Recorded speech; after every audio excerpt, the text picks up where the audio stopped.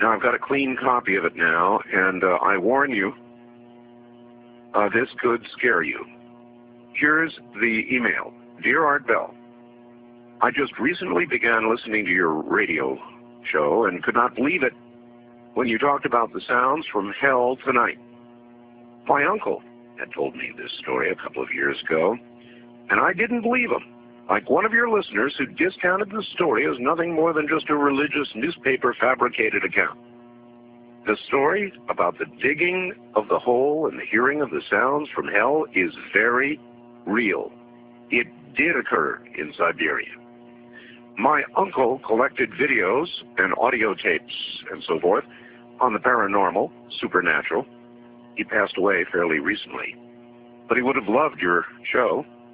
He let me listen to one of the audio tapes that he had on the sounds from hell in Siberia, and I copied it. He received his copy from a friend who worked at the BBC. It took me a while to find it tonight, but attached is that sound from my uncle's tapes. It's not the greatest quality, but the sounds are there.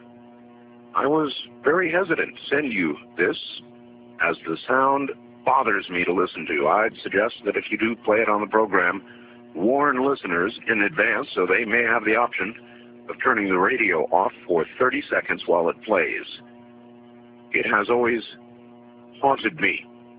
To those who discounted the Siberia sounds from hell story, it is true, and I, for one, wish it wasn't.